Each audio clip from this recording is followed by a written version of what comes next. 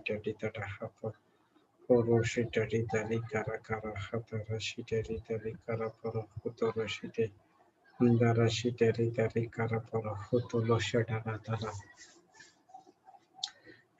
shita rita rikara palo hotoro shita rita rikala paro hotoro hobo shakala hadara shita rita rikolo hotoro shita rita ederi shikara kala hadara shita rita hopolo hotoro shita. Praise the Lord. You can start, sister. Praise the Lord. Thank you, Jesus. Hallelujah. Is my audio clear? Yes. Okay. I'll just back in 2 minutes. I'll just on the radio and come. Okay. Yeah. Thank you, Jesus. Thank you, Holy Spirit. Thank you, Father. Thank you, Lord, for your love and mercy. Thank you, Jesus, for this day you have given us, Lord. We give you thanks, Jesus. We praise you, Jesus. We love you, Jesus. Thank you, Father, for your mercy, for your love and mercy that endures forever and ever. Thank you for your compassion. Thank you, Jesus. Lord, we thank you that every good things come from you, Lord. Jesus, you have come to give us life in abundance. But it is the devil who has come to steal, kill, and destroy. Thank you, Jesus, that you are not the author of any evil in this world. The devil is the one who is the author of all the evil. He is the father of lies. Thank you, Holy Spirit, for helping us and teaching us every day your word. And the more we study your word, the more we ponder and meditate, the more we know you, the more we have a relationship with you. And the more we dig into the word, seek it like gold, like silver, like the hidden treasure. That's the time we discover our assignment. Thank you, Jesus, that even before I was born in my mother's womb, you know me. You chose me, Lord. And you have great purpose and great plans for me. Thank you, Father, that nobody is a mistake. It is you who have a specific purpose and plan for each and every one. But it is we who have to discover the purpose. Lord, we thank you, Jesus, for teaching us about assignment and how you have given us the resources. And when we use the resources that you have given us, Lord, to solve other people's problem, we begin to discover our purpose. Thank you, Jesus, that every one of us are unique. Every one of us are different.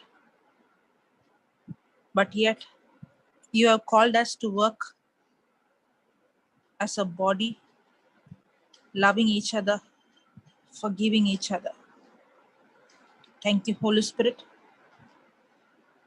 Take complete control of this session. You speak to us, Lord. You make this teaching extremely simple and easy, with practical examples and demonstration. In Jesus' name we pray. Amen. Praise the Lord. Thank you, Jesus. Thank you, Jesus. Can you hear me? Yes. Good afternoon, Sister Jocelyn. Good afternoon. Praise God. To everyone. Praise God. Good morning, good afternoon, good evening. Praise God. So, thank you, Jesus. Thank you, Jesus. So, yesterday we were studying on 1 Corinthians chapter 2, right? Yes. So, we were seeing how spiritual things can be spiritually discerned. It is same like how what is of the spirit is spirit, and what is of the flesh is flesh.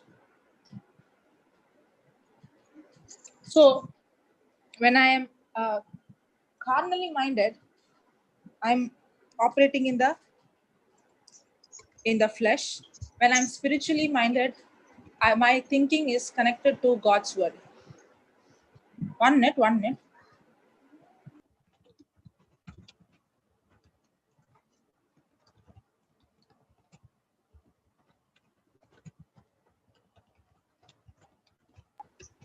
Praise the Lord. Thank you, Jesus. Thank you, Jesus. Okay, is there any question, sister? No. You can carry on. Okay. So Papa was teaching on other day on assignments. Correct? Yes. So God has a God. We saw that even before when we were formed in our mother's womb, God has a specific purpose for each one of us. And we saw even the example of David, and we saw the example of Saul. Now God had a plan for Saul. And what was the plan? A plan that God wanted Saul to be the king of Israel forever. But even though God had a plan for Saul, did God's plan fulfill? No. No. But usually what we think is, it is God's plan that no matter it will happen. But if you see the Bible, it is not so. The reason why it is not so is because God has a purpose, but we have the freedom to choose. Correct? Because when God created us, He has, the scripture says, right, in Deuteronomy 19:30, that life and death, and He's saying choose life. So God has, even before I was born, God has a purpose and a plan for me. But it doesn't mean that plan by it will automatically fulfill into my life, because God has given me the freedom to choose. Now I have the freedom to choose whether to choose God's plan, discover God's plan, or create my own future.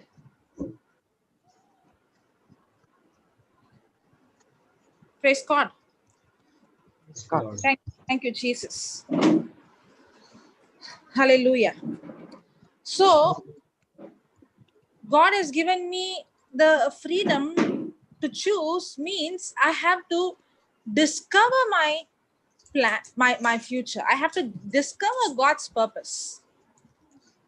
God's plan will not automatically come into manifestation, but I have to discover God's purpose in my life. If I can live without God's purpose, I can live.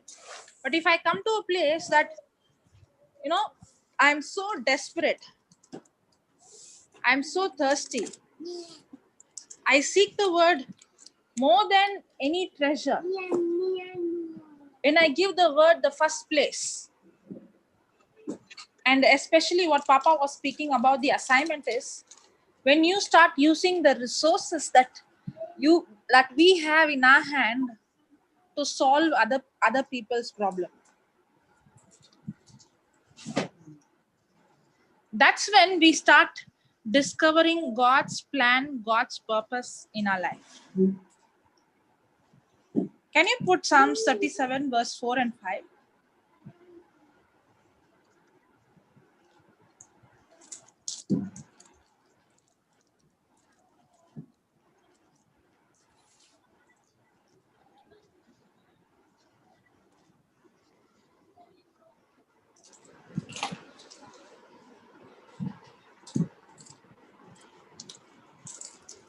Yeah. Now, somebody was asking the other day a question about how to discover my assignment. How will I know what is God's assignment in my life? How will I discover? Should I start meditating on the Word of God? How will God?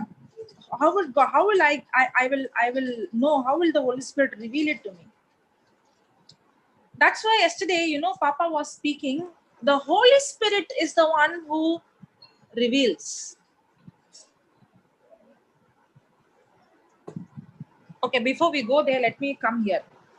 The first thing is delight thyself also in the Lord. When a person begins to delight, when I say in the Lord means in His Word. Can you give me some example of delighting?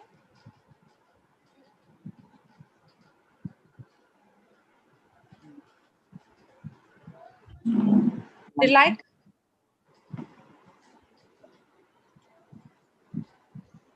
Doer. Delight. Doer. What is delight? Papa Liking used to, liking something, is it? okay. Is it just liking? Pleasure. Not just liking. You like it so much that It's more than liking. you will do it.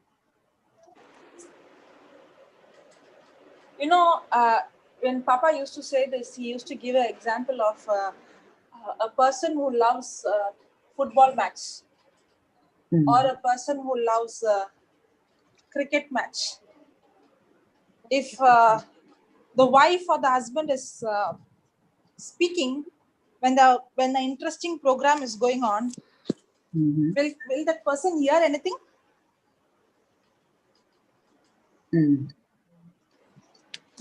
Papa used to ask, the spouse, when your husband is watching the TV cricket match or a football match, if you go and speak, can your husband hear? You'll be engrossed. Yeah, or someone, or you're watching a but women are multitasking. They can watch the TV serial and at the same time they can do some other work as well. But when you are so much, delight, when the person who loves match is watching the football, is he delighting in it?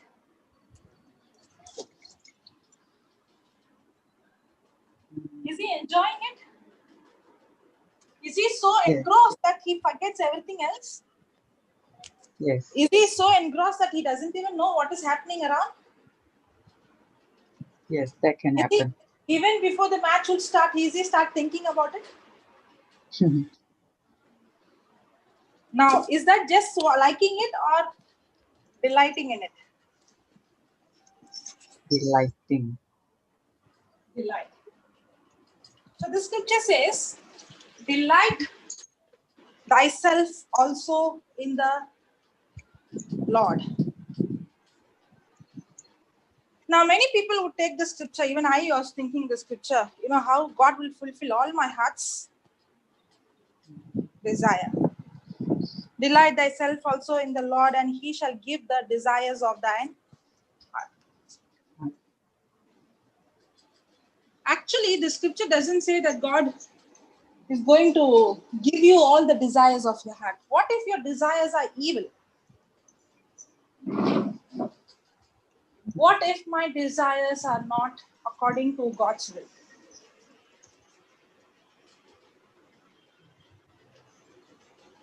Will God fulfill that? Or God will give that desire? It won't come to pass. Because you said delight thyself also in the Lord. You said in the Lord means His word, right? So if we are evil, then it is not delighting in the Lord. Exactly. So the key is delighting in the Lord. That's the key word. Now, when I begin to delight, in the Lord, the desires that I had, that is not of the God's kingdom, will change. Are you understanding? Mm. The desires, now, when I begin to delight, earlier I had, for example, Papa used to say that in his past life, he had the desire at his, after 50s, he has to earn money, and then he has to go to where, Brother Jude? Hawaii. Yeah, Hawaii. And then enjoy his life. Now, was that his desire? Yes. Now, will God give his the desires of his heart? Isn't talking about that desire? No. No. But No. when Papa started to uh, delight in the Lord, did God change his desire? Did the desires change? Yes. Now, is the desire to go to Africa or to Hawaii? Africa. Is the desire to go and enjoy life, or the desire is to go and give other people life? Solve other people's life Now, problems. isn't it not God's assignment for Papa to go to Africa? Yes. How did he discover? By, Only delighting in the Lord. are you understanding? Yes. So when I start to delight, I start discovering God's plan, how God starts to put his purpose, his plan as a desire in my heart.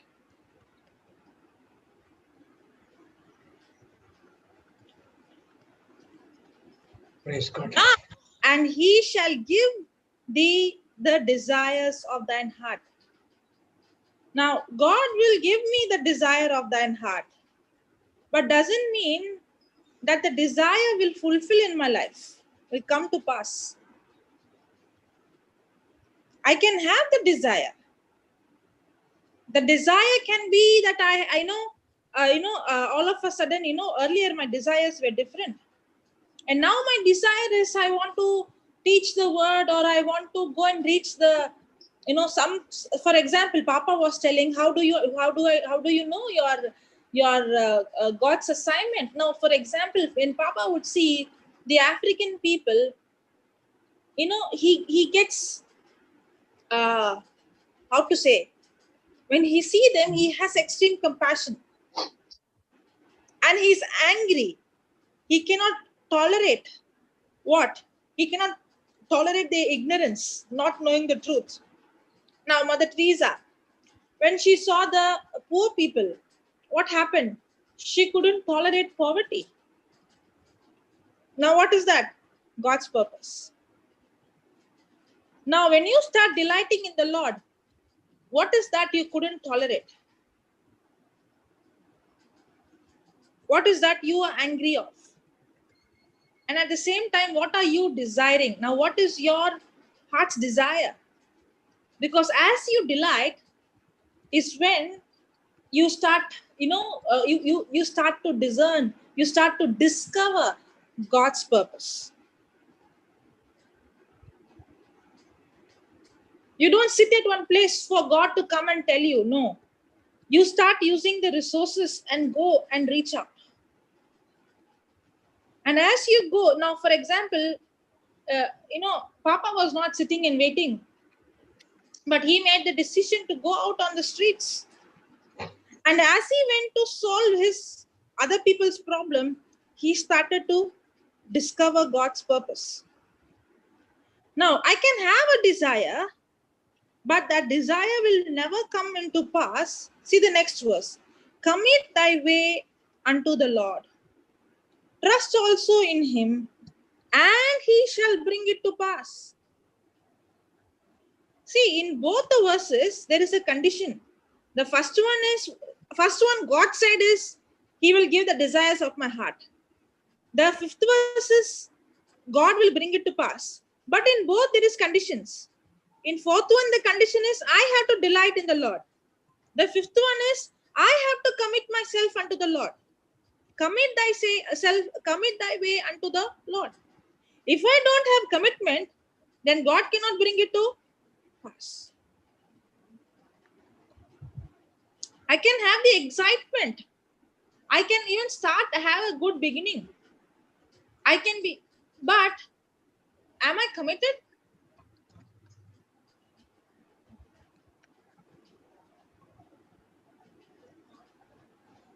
Praise God.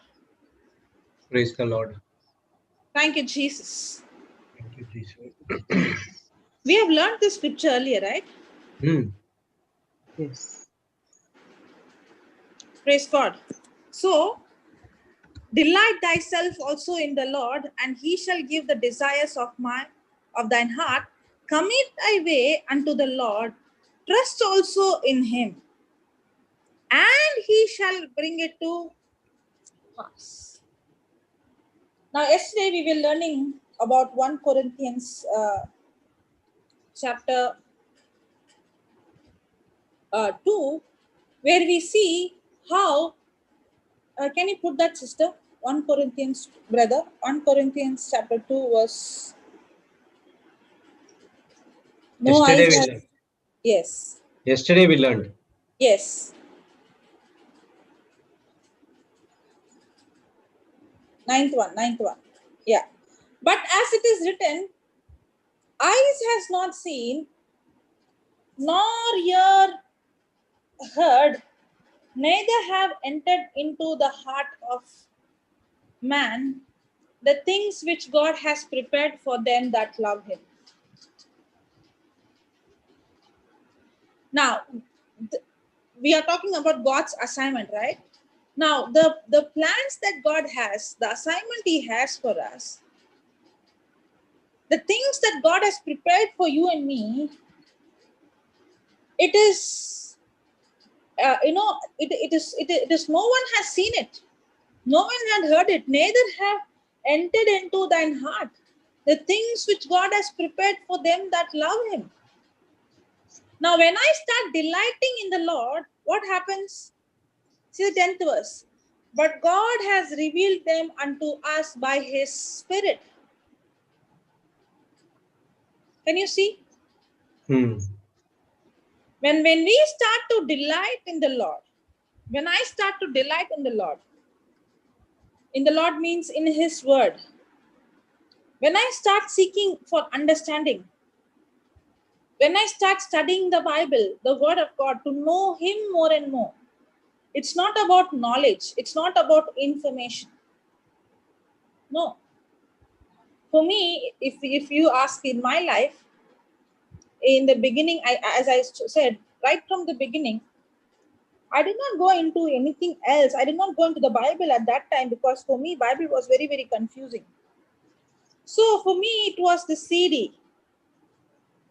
And I would listen to that CD, not anything less than 17, 18 hours.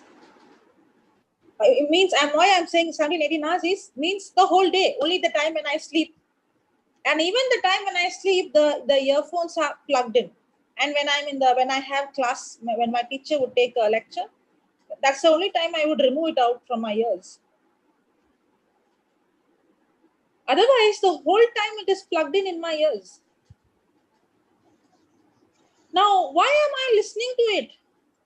Because for me, it is Christ who's speaking to me. It is God who's speaking to me. For me, it is for me to know his heart, to know the heart of God. All these years I've been hearing words of hopelessness, of fear, of uncertainty.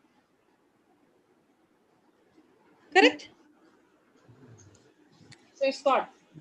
Yes. But now I'm hearing the word of God that gives me confidence. The word of God, I started realizing who God is, who am I, and why he created, and what purpose and what plan he has.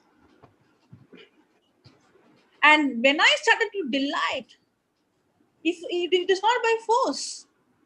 In fact, everybody has to say enough.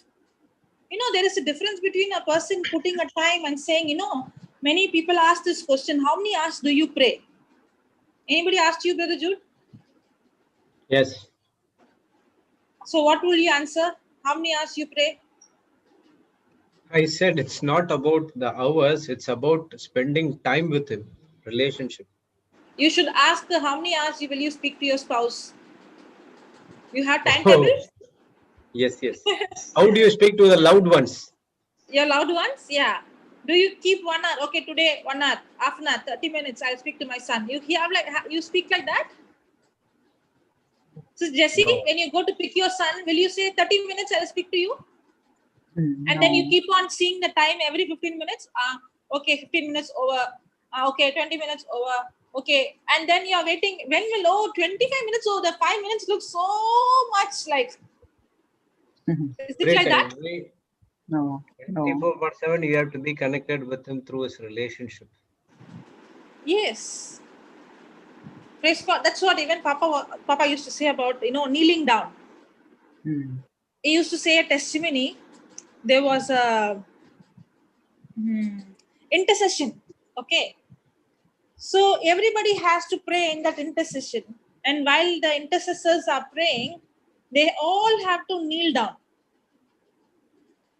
Okay. And they all have to kneel down and then they have to do the intercession.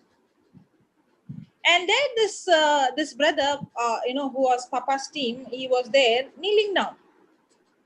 And Papa could see that his focus is not on the intercession. His focus where? The knee. On the knee, because when his turn will come, and how when is it going to get over? Until then, he has to kneel down. So Papa gave him a signal, you know, with his eyes, telling him sit down. Spoke with his eyes, telling him sit down. And then he sat down, and then afterwards he came and asked Papa, why did you tell me to sit? When everybody is kneeling down, okay, when everybody is kneeling down and everybody is doing the intercession, why did you ask me to sit down? And then Papa asked him, tell me the truth. When you were kneeling down, your focus was on the intercession, or your focus was on your knee pain? Mm. As long as your focus is on the knee, God doesn't want you to, you know, uh, God is not saying that you have to kneel down only, then I will listen. Yes. At the same time, you know, Papa used to say when he is praying, he would kneel down for even for so many hours, not even realizing engrossed. That is different. Mm. Praise God. Thank you, Yes, sir. Jesus. Thank And you, that's Jesus. when we start to delight in the Lord.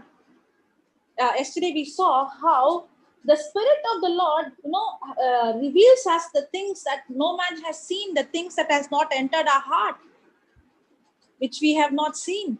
The Holy Spirit start to reveal when we start to delight in Him. Praise God. Praise God. Thank you, Jesus. Thank you, Hallelujah. Jesus. Hallelujah.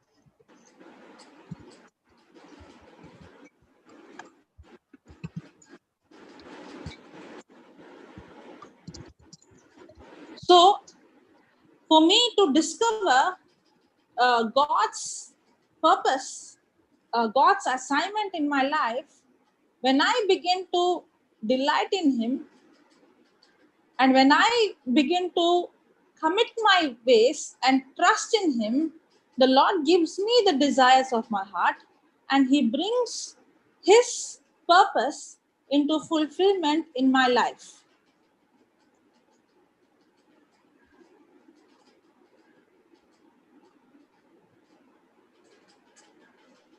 One minute.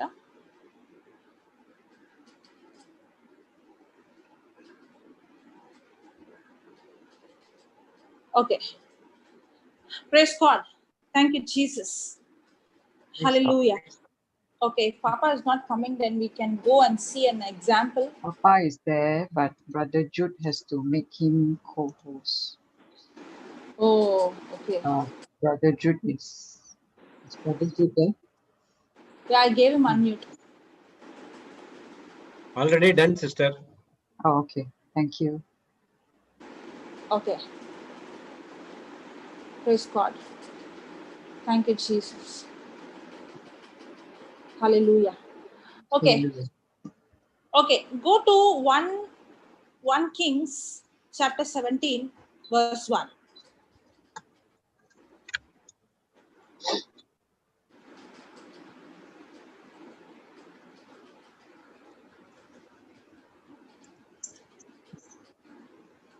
All of a sudden my video stopped, right? The video is there. Okay, okay. Yeah, it's come. Okay, and Elijah, the Tishbite. Tishbite, who was the inhabitants of, what is that? Gilead. Gilead, said unto Ahab, as the Lord God of Israel liveth, before whom I stand, there shall not be dew nor rain these years, but according to my word. Can you see? No rain and dew as well. Okay. Now, who is Ahab?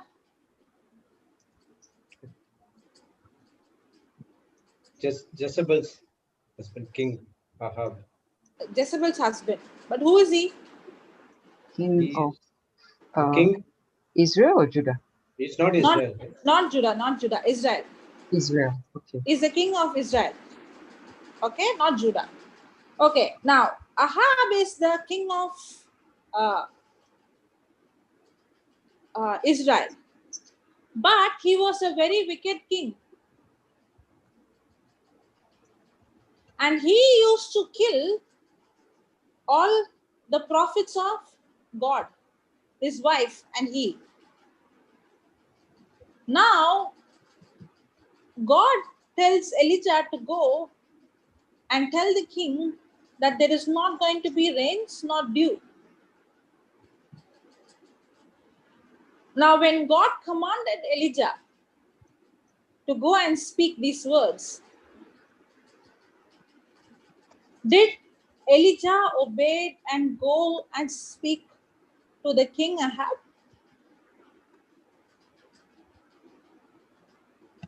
Did he go and speak? Elijah. Did he go and speak to the king? Who? Elijah, right? Elijah. Yeah, Elijah. Yeah, he spoke to Ahab, right? Before I stood. Yes. So did he was Ahab killing the prophets of God? Yes. But did Elijah obey what God said? Did he ask God, God, if I go, will he kill me? No. No. But later on, he was also operating in fear. But here we see that Elijah, he goes and he speaks to the King king. Ahab. And he tells the king that there is not going to be rain nor dew. See the second verse. And the word of the Lord came unto him, saying, Get thee hence and turn thee eastward and hide thyself by the brook Cherith, that is before Jordan. And it shall be that thou shalt drink of the brook, and I have commanded the ravens to feed thee there. Now, did God command the ravens to feed him? Yes. Correct? Yes. But did God tell him in the beginning, if when you go and speak to Ahab, I will prepare a place for you, and I have already commanded the ravens to feed you?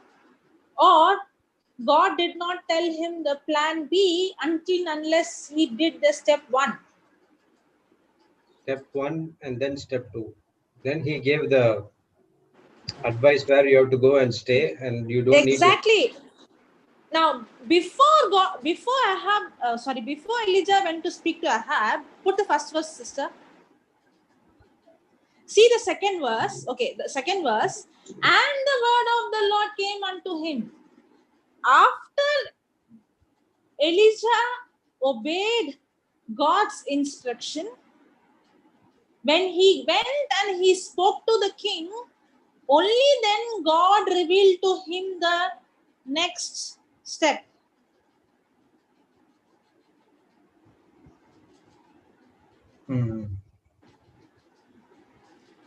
Many times, the reason why we find it difficult to discover God's assignment is we want the Lord to show us everything. We want the whole map till the end. So then I can make the choice. But God will always give me instruction for the first step. And the instructions is where? In the written word of God. When I begin to do according to the instruction, and when I'm obedient, then God will show me the next step.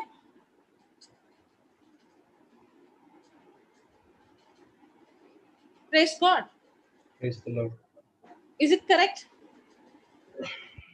What we were thinking is God should show the final step. Yes. Then I will do it. Yes. Praise God. He has to show me. Elijah would have asked, Lord, if I go and speak to him, and if there is going to be drought, what will I do? If I'm going to speak to him, and there must have been so many questions. What would be the next? Okay, I'm going and speaking. What is next? He did not ask that.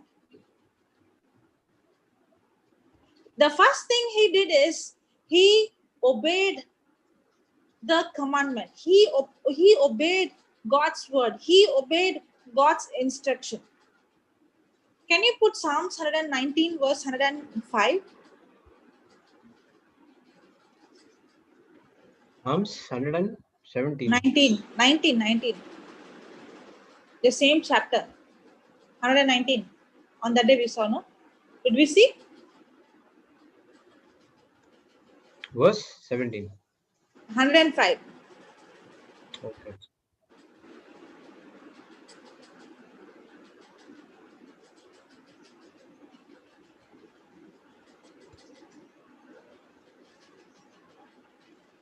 The word is a lamp unto my feet and a light unto my path.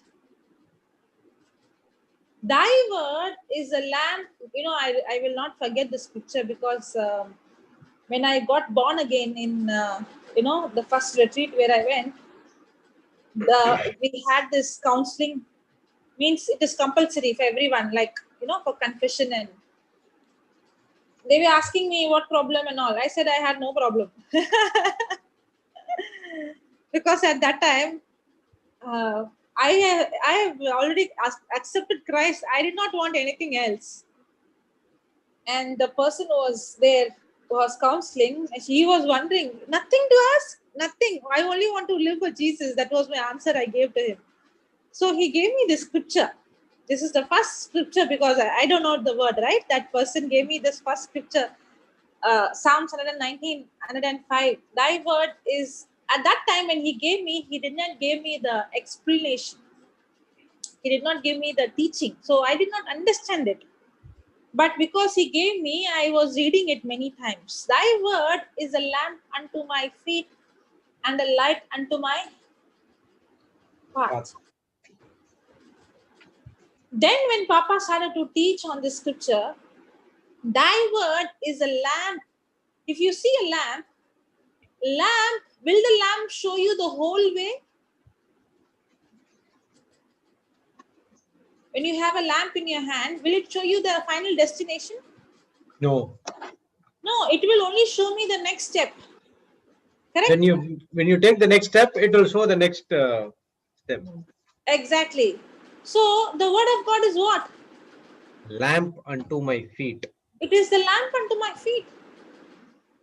When I start to, follow the instruction and obey the instruction, then God will show me the next step.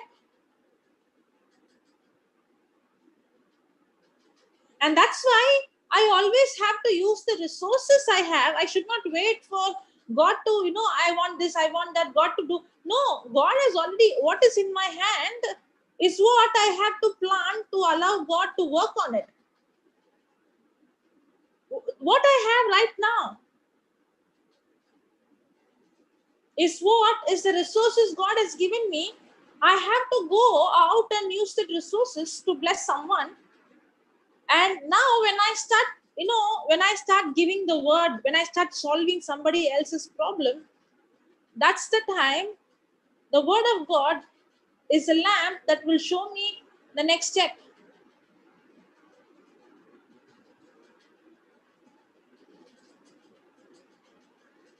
Praise God. The word is a lamp unto my feet and a light unto my path.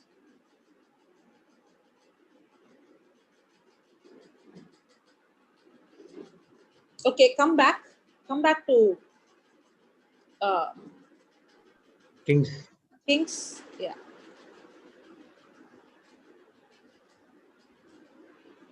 Now, and the Lord, okay, I'll read again from 1. And Elijah, the Tishbite, who was of the inhabitants of Gilead, said unto Ahab, as the Lord God of Israel liveth, before whom I stand, there shall not be dew nor rain these years, but according to my word.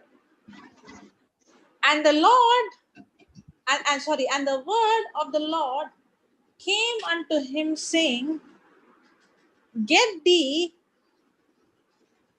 hence, and turn thee eastward, and hide thyself by the brook Cherith, that is before Jordan, and it shall be that thou shalt drink of the brook, and I will command the ravens to feed thee there.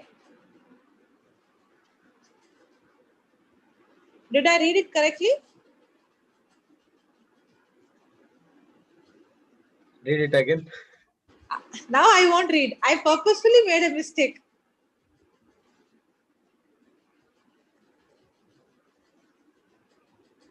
Now you have become alert, no? Did I read? Let me see in the chat. Anybody has found? Did I read correctly?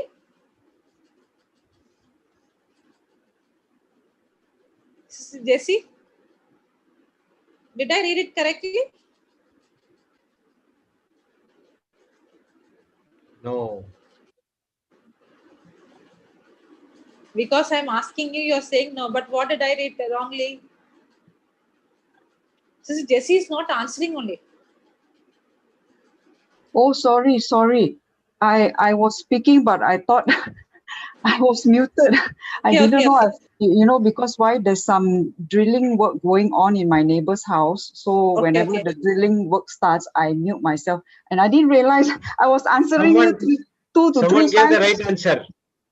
You said, I shall command, but the word says, I have commanded.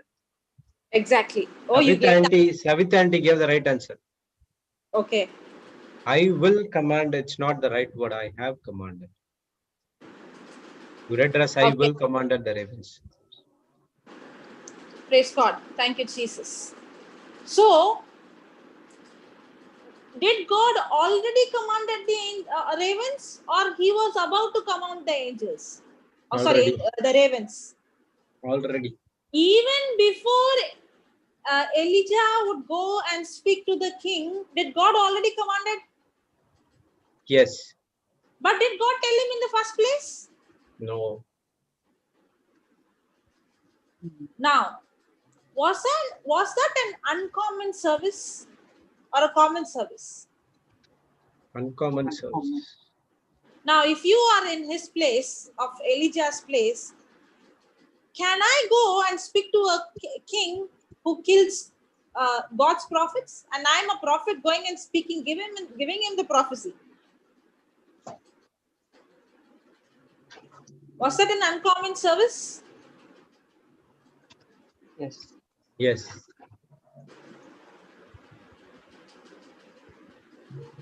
Praise God. Praise God. Elijah's need arose from his obedience to the will of God.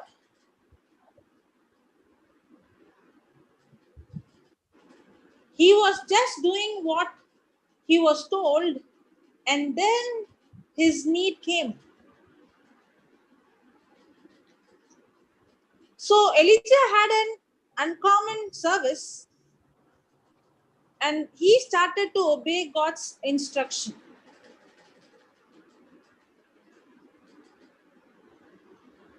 Now, what if Elijah would have not gone and if he would have not obeyed God? Okay, for many reasons. One is fear. Fear. Another is, I don't know what is there in the future, uncertainty, insecurity. And if Elijah would have not obeyed God's instruction, what would have happened? He would have lost his blessing. He would have been in the wrong place. Mm. Because when there is going to be a drought and when there is not going to be any rain, God already provided provision for Elijah. Yes or no? Yes. There is going to be a drought everywhere. But God already commanded the ravens to provide for Elijah. Elijah. Now, even though God has already provided for him, if he is not going to obey God's instruction, will he able to tap into God's provision? No. Does he know that God has already commanded the ravens to feed him? No. No. It's the same with us. You can take this as right now, this example. In the corona, the COVID problem. So God knows that there's going to have these things are happening, these things are happening. Now, what about you, Brother So Jude? he gave the instruction to follow it. If there is a choice for me, whether I would have been no, I'm not interested in these things, I'm going to do some other thing, I would have been lost everything. I don't know where would have been now. But since I got the instruction, I followed the instruction, obeyed the instruction, now I'm getting the blessings from him. I think this is very apt for you. If you would have not obeyed the instruction, you know what? Papa? Yeah, Papa? I am sitting and enjoying this topic so much that beautifully you all are discussing, beautifully you are sharing, and beautifully now Jude came up with his own life example that if he had not to follow the instructions and obey and get up in the morning till midnight and do it over and over and over and over and over and over and be a blessing to others, he wouldn't have been smiling now if he was not doing that. It would have been a time of chaos and depression, and his job is not there, this is not there. He would have been, really in a very bad shape. But as he kept obeying what God had called him for, every provision has been taken care of. In fact, provision has come much more than he had ever dreamt or imagined that this can produce a provision. And this is not that he began to say on the channel that can you please send money, I'm jobless, I'm this or that. No. It was God who put in the hearts of people, and his source is God. And because his source is God, the provision came from people unknown. Yes. Praise God. Otherwise, he should have been thinking about somebody from his family should come and help him. Or why somebody from the family, I should come and help him. But for me, the greatest joy is when a person learns to fly himself. these birds which I've got, I'm teaching them to fly by putting them on my finger and pushing them out like the mother bird eagle is doing. And now these birds have learned to fly within 24 hours. So if the birds can flap their wings and they had a fall once, twice, 10 times, 20 times, but now they begin to master it. When they begin to master it, it's such a great joy to see that. And I'm saying, Lord, when will I learn to fly like them in my spiritual life? Thank you, Praise Jude, for your example. Very apt example to this Yes. yes. situation. So Yes. everybody is praying for provision. But like you said, Jocelyn, the provision will come only when a person is willing to put it into obedience, because it was an uncommon service. It required an uncommon obedience, and the provision also became uncommon. Yes. So if you Yes. want uncommon provision coming from God, ask a question: have I got an uncommon obedience? And if I've got an uncommon obedience, am I at God's service? Okay, doing uncommon availability. Praise That God. today I was talking to one person and I said, you're getting so many testimonies of so many people, life changing. And I said, when I look at you, you are not certified, neither are you qualified to do the service that you're doing. But the good news in God's kingdom, He's not looking for smart people or qualified people. He's looking for people who are ready to be available. He's looking for people who are willing to be faithful. He's looking for people who are willing to be teachable. Praise God. Praise God. Yes. And when a person is doing that, in no time, the person is seeing uncommon provision coming from unknown people. And that's when you begin to wonder what you are doing on the panel there, explaining the word. It touched somebody somewhere in the world.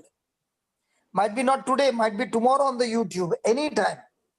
And Yes. that word change that person's future, change that person from might be committing suicide or whatever. Okay. But God spoke to that person through what your example is or what you are teaching. And after a few months, the person, again, God puts in his heart, come on, it's time for you to bless that person, or bless this person, or bless somebody in your parish, or bless somebody in your community, or somebody in the office. So now you are no longer thinking about provision. You are thinking about, God, tell me what is my obedience?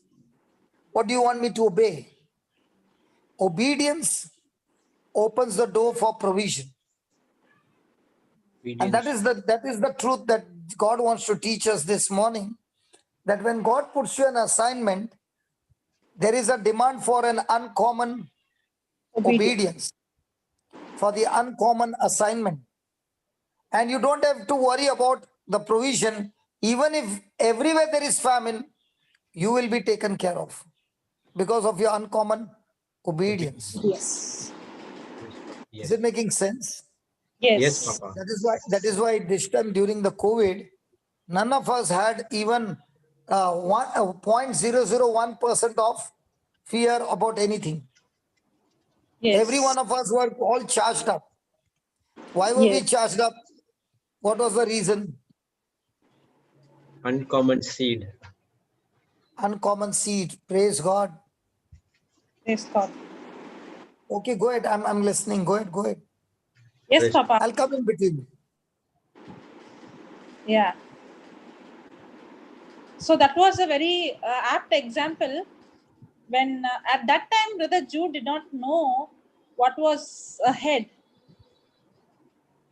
Correct? Yes, what? Yeah, I was okay. It might be only for 1 month. The lockdown will be there, but we didn't know that what is going to happen for 9 months. So at that point of time, if I had not obeyed it, if I had not, the instruction has been given. If I do not do that instruction, I would be in kiosk right now. Praise God. Thank you, Holy Spirit. Praise God. Just Holy Spirit reminded me to share that, so I just shut down. I just closed that sharing. I just want to share that. And that's exactly what happened to Elijah at that time. He did not know what was ahead. He did not know that God.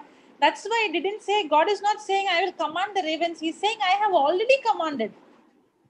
In the same way, before even we would get into a trouble or a problem or a drought or all this COVID, or even before that, God has already provided our provision.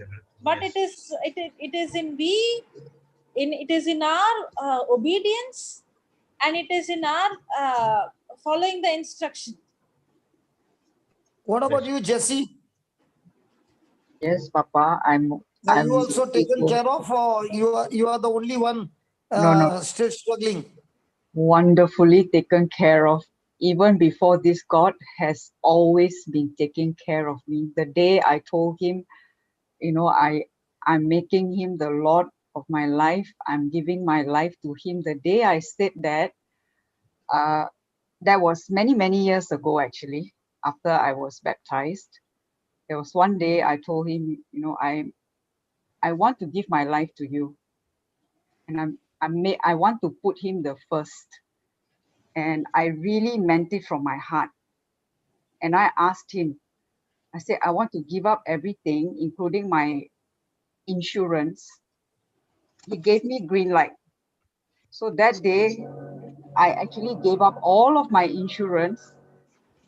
And I said, God is going to take care of me. But I have to, I was learning at that time to put him first. I was actually learning Matthew 6:33. 6:33, right? Yeah. CE first, yeah, Matthew Yes. 6:33. So I wanted to put that into practice, but I was still quite new. I would say few years after baptism, but I truly wanted to seek him. So I gave up all of my insurance, not a single one I kept, and I used that money that I would pay for my premium. I use it for tithing. Of course, that time I didn't know the word, but I just wanted to give back to God for what He has given me, my salvation. So from that day on, when I put this into practice, He has taken care of my health. Even though I was still, having health issues, but every time I had issue, He was always there to take care of me. I didn't end up in hospital or having to pay hospital bills or anything like that. He would always take care of me, and then he takes care of all of my, whatever needs, be it any needs at all. And after that, that went on for some years. And after that, when I stopped working for several years to nurse my health, I never lacked. From that day on, I actually never lacked. There was not a single lack in my life. I always had what I needed. And whenever, the 4 years, in that 4 years, I wasn't working. Sometimes, car repairs actually require a lot of money. I was always provided for, and it was always enough, and even more, And now here I am sitting here. As you know, I'm only working part-time, and with the COVID, sometimes, I don't even can't even go to office. God has provided. There are people who has actually, like Papa said, asked for my account. I don't even know some of them, and I'm truly, truly, truly blessed. God has really, really taken care of everything that I need. Truly, praise God. Thank you, Papa, and thank you to all of you, each person who has blessed me. I'm so, so grateful. I'm eternally grateful for everything. And I just want to do more for him. Whatever he's calling me, I'm actually in the process of discovering my assignment. From long ago, I already knew I have a calling, but I don't know what that is. Ever since, I started to learn the word, study the word, it has become clearer and clearer. Like the Psalm you said just now, Psalm 119, 104, is it? His 105, word, yeah. 105. His word is a lamp unto my feet and a light unto my path. Truly, I only move one step, he shows me the next step. I move one step, he shows me again the next step. It has been like that ever since the day I said, I'm giving my life to you.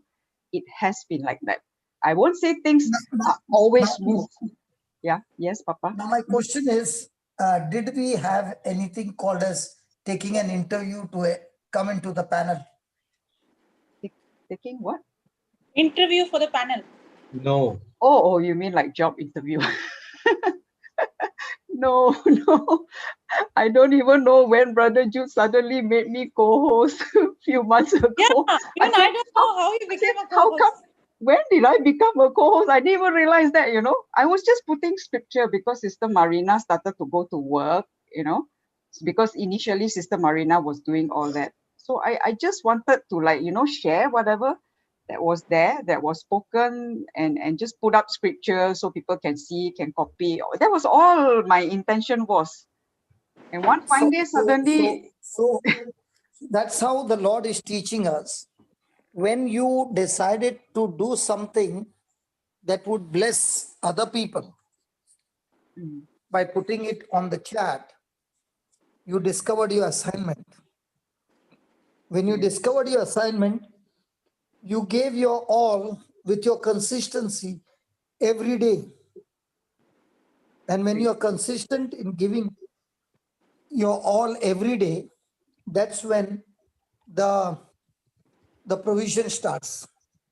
Your needs are met, and there's plenty more to put in store. I think that Elijah's topic that you all picked up this morning is giving a more practical story for each one of us, that the panel is open for everybody. But what is very important is, even if a person is saying, okay, for 1 hour, I will come every day for 1 hour and then I will go and do my work. But that 1 hour, what that person is giving, okay, that 1 hour becomes a seed, because what you are giving to bring blessing to somebody else is always going to bring provision for your future. That is why I always invite people to come and use the panel. The person who steps out in faith, many a times the devil puts in your mind, you're not qualified to go and sit over there. God is not looking for experts. He's not looking for smart people. He's looking actually for the most simple person.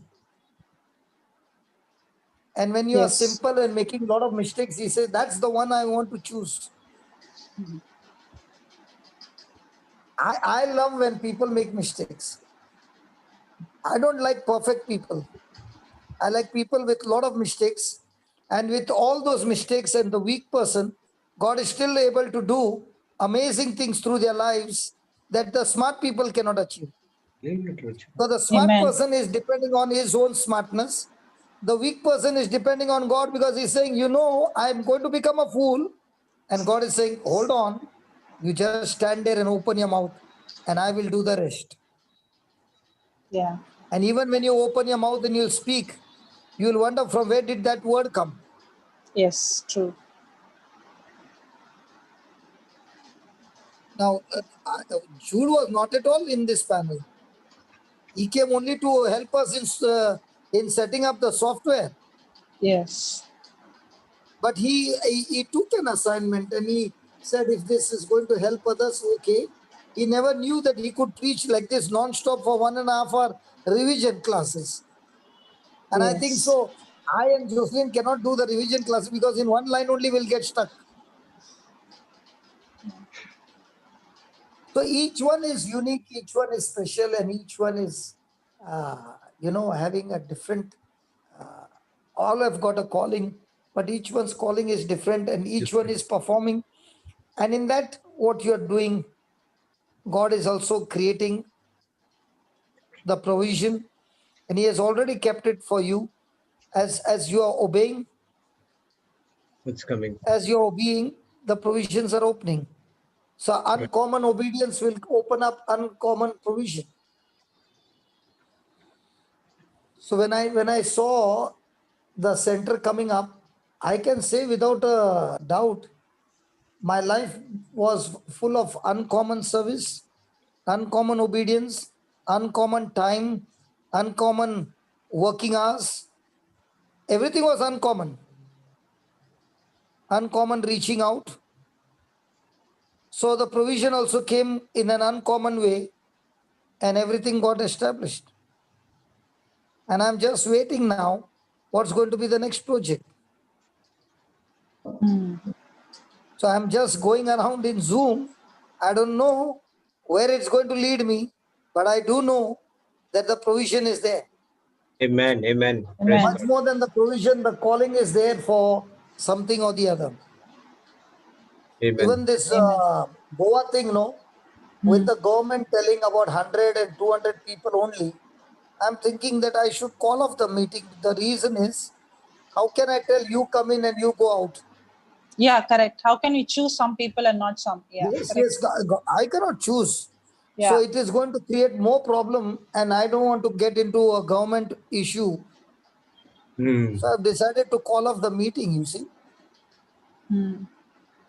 I have to talk to those people who are organizing, not get them on the line. But surely by today I will talk to them and call off the meeting, because There are let's not so much of messages coming to me to Asking. Yeah, I individuals. know. Papa I is know secretary. I know, Baba. I know, because even I'm excited to go and preach. But the issue is, what is the use of we not submitting to the government authorities Yeah. Yes. and going against them? Because the Bible says, submit to even the government authorities. Yes. So I want to go tell them, when it opens, we will have it in a big way. Might be on that day we will have 3,000 to 4,000 people. Amen. Yeah, sure. Praise God. Amen. Amen. Amen. And if we give the date from before and have it for 5-6 days, like the growth retreat, Yes. it will be one Yes. of the best retreats. Yes, for sure. For sure. And this time we will have only wisdom keys retreat, growth retreat. Only the Okay. wisdom we teach on wisdom. Okay. Praise God. Praise God. So that will be amazing. Yes. This one is called off, okay? Because we don't Okay. want to create a problem. And secondly, what is there? I am coming. Yeah, it will be on Zoom as well. Somebody saying, if it is in Goa, will it be on Zoom?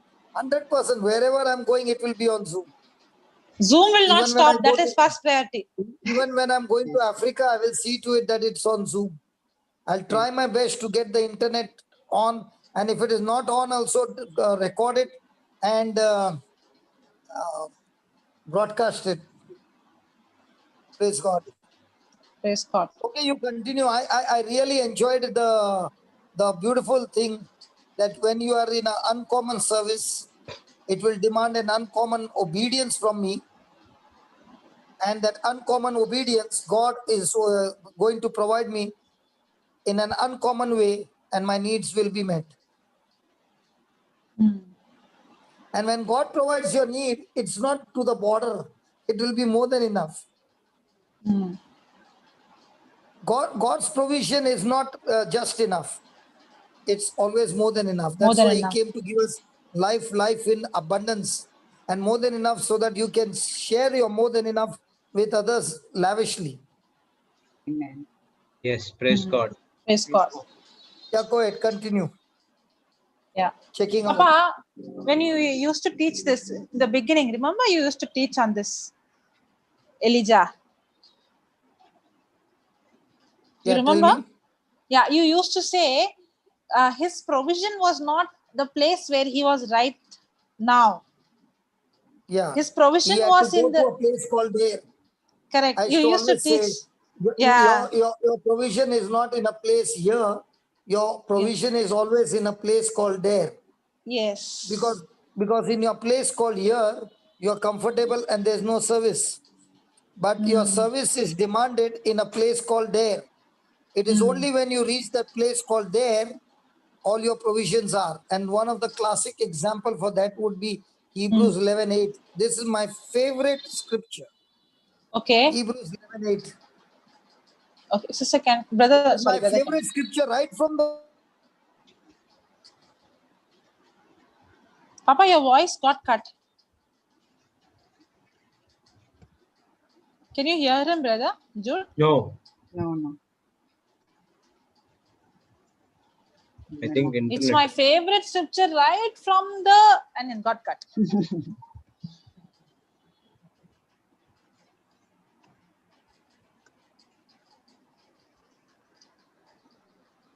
By faith, Abraham, when he was called to go out into a place which he should after receive for an inheritance, obeyed, and he went out not knowing where he went.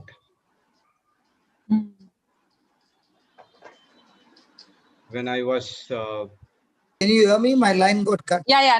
Now we can hear you, Papa. When I said this is my favorite scripture, the whole thing got cut. Yes, that's exactly what I was saying. You said from Read the that, beginning. You said, yeah, read, brother. by faith, Abraham, when he was called to go out into a place which he should after receive for an inheritance, obeyed, and he went out not knowing whither he went. Either event means where he went. Where he went. Where he went. Where he went. So there is always a place called there. And when you reach to a place called there, in obedience to your assignment, your provision is there. So there are times when you seem to be doing everything just as you are supposed to be doing. And then the question comes, hey, I paid my tithes. I'm going to church. I'm doing everything that God has told me to do, living a right life. But how come there are still troubles? How come there are still problems? How come there are still so much of opposition in my life? Now, why do you think it is happening?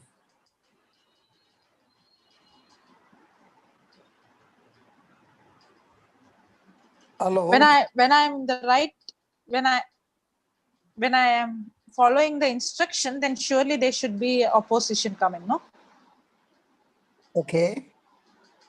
Then?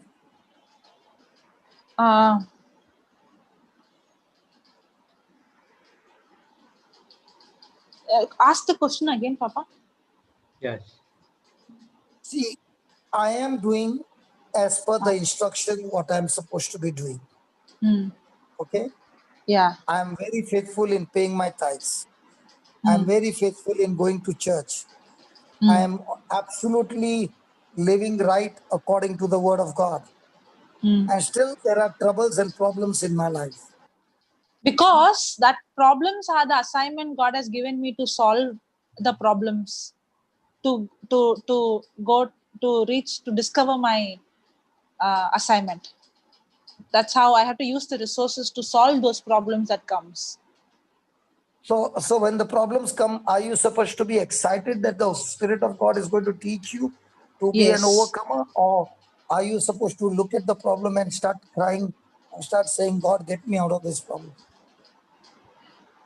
Usually, Papa, what happens is the problem is always, we see it as a problem, but not now. When we know the truth, we see it as an opportunity. Otherwise, we don't want problems. We pray actually that we don't want to face any problems. That's how our prayers are. We want it to be smooth without any.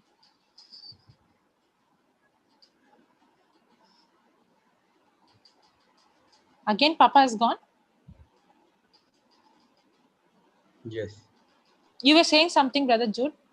No. I was saying that It looks like Abraham traveled a long distance. And he doesn't know. God only told him to come out. He didn't tell, I will tell you. He was going wherever God was saying. See, that's exactly, many times we see people and say, why it is happening for them? Why it is not happening for me? Because that person has done something called obedience. It is uncommon obedience.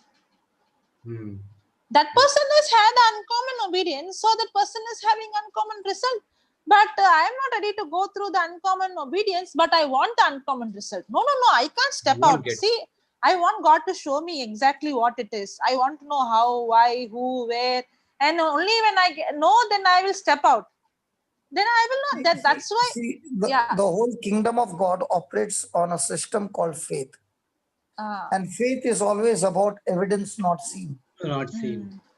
Evidence only through the promise of God. And that's why if you see John 16:33, you will get your answer. Why are these things happening? Yes. Okay. We learned that. Is it making sense? Yes, Papa. Yes. Very nice. These things I have spoken unto you, that in me you might have peace. In the world you shall have tribulation, but be of good cheer. I have overcome the world. So what do you say? We need to be of you shall have tribulation. Jesus is saying that you will surely have tribulation. And in 1 John 3:13. So is it uncommon to have tribulation? No, it's common. But in the midst of tribulation, can you have the peace? Yes. Uncommon peace, yes. That's why why will you have an uncommon peace? Because of the words. Because of Jesus has overcome the world and we are under. No, read that correctly. John 16:33, please. These things I have. Yeah, brother. Read. You can read it, sister. No. These things I have spoken unto you, that in me you might have peace. Because he has spoken, he has given me his word.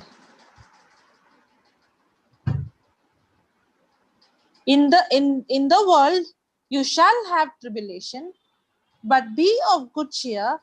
I have overcome the world. I have overcome the world. Yeah. Yes. So if Jesus has overcome the world, through what? Through means? Through Jesus obedience. Jesus has overcome the world, no? Yeah. Faith. By obedience. Faith and obedience. To the will of Father. So if Jesus has overcome through obedience to the will of the Father, how are you going to overcome the world? By obedience.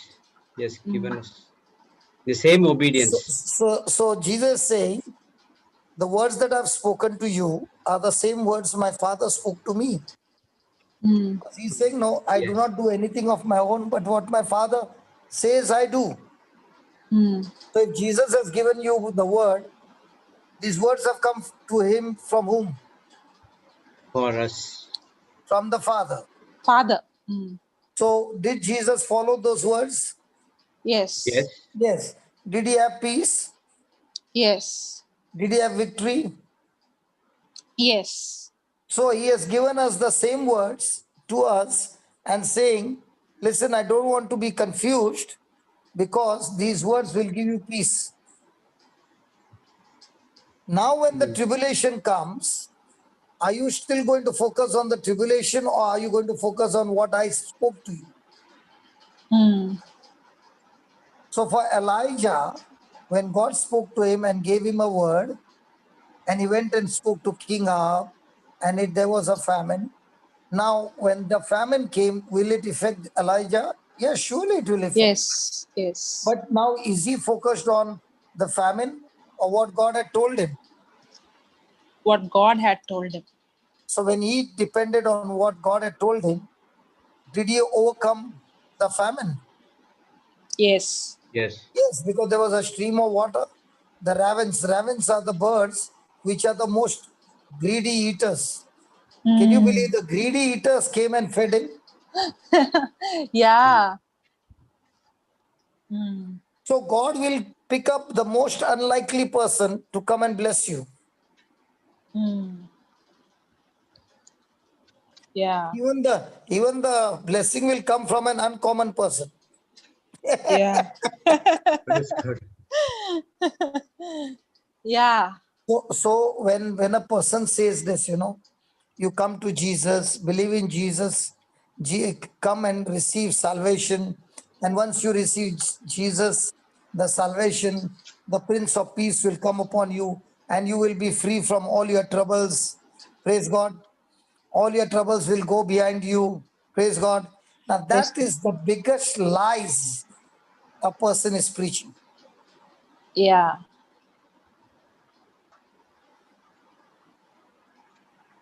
Yes. Actually speaking, the truth is that when you come to Jesus, instead of the trouble getting behind you and a hedge coming in between you and the trouble, actually speaking, once you receive Jesus as your Lord God and Savior and you get born again and you get the fire anointing, you are now introduced to the enemy, because that's when now with the fresh equipment and tools of heaven, you are supposed to go and declare war on the kingdom of darkness, and you are supposed to take the problem by force and becoming violent. You have to take the kingdom of God by force. So, actually speaking, after getting born again, you are more violent than before, but you Yes. are violent spiritually, but in the natural, you are the coolest person. But Yeah. spiritual, you are not tolerating the devil anymore. Amen. Amen. Praise God. Praise God. So your life is going to be a time filled with trouble. But the good news is you are the one who is actually now learning to trouble your trouble. Amen. So when you become a born again Christian, his food is to trouble his trouble. And when he starts troubling his trouble, he gets so trained by troubling his trouble that he now goes out teaching others how they also can trouble their That troubles. trouble. So 1 Peter 12,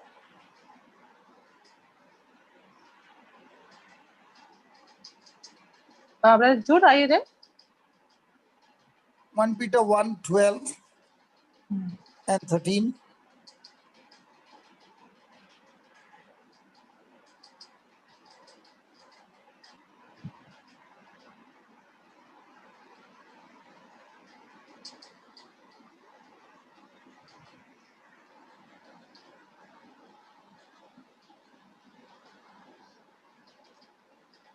Papa, 1 Peter 1:12. Oh, he got disconnected. Thank you, Jesus. Praise you, Jesus. Hallelujah.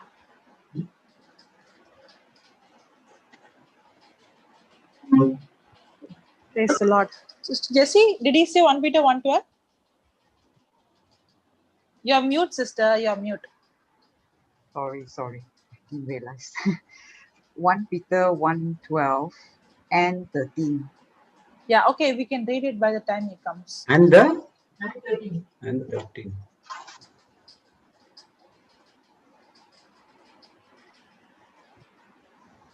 Unto whom it was revealed.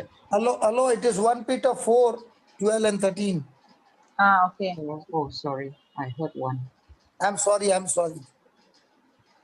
Beloved,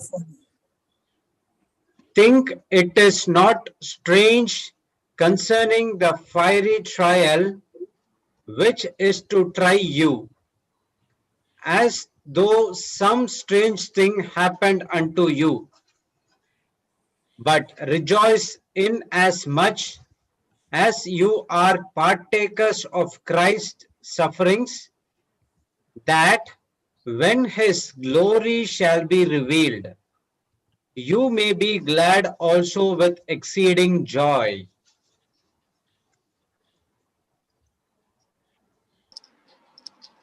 So what do you say? Think it not strange. Yeah, Concerning think it not fiery strange. trials. Strange. Mm. That to fiery trial, not just trials, Then which is to try you, mm. as though some strange things happen to you. Mm. But rejoice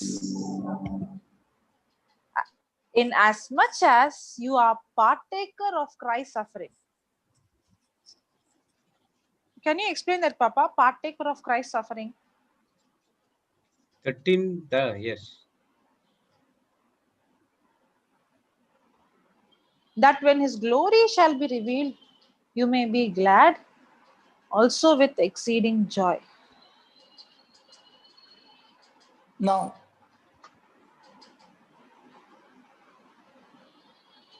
Papa, are you partaker of Christ's suffering, okay? what, Papa? Yeah, partaker of Partaker Christ. of Christ's suffering, okay. Uh, Now, for a Christian, is suffering anything strange or unusual? no, Unusual. it shouldn't. Because the first thing is the suffering of putting your flesh to death is the key to your Christian life. Yes.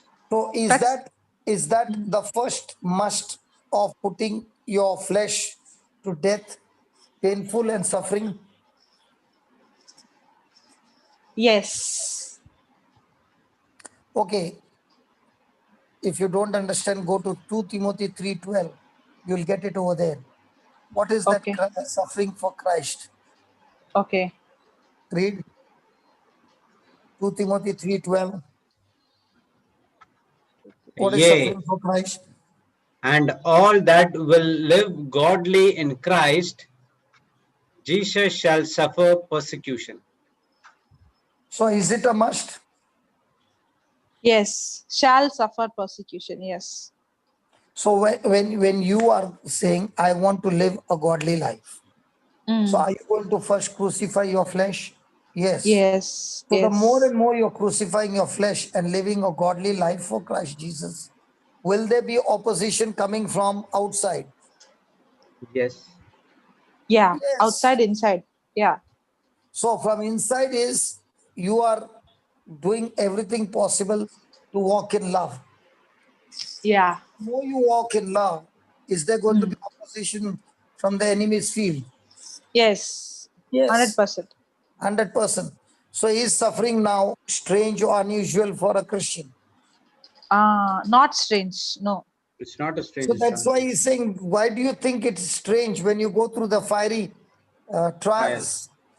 Because when you have made a decision to follow Christ, you are on an assignment of Christ, and the assignment for everybody is only one top assignment, to become more and more like Jesus. Jesus. Love Jesus more.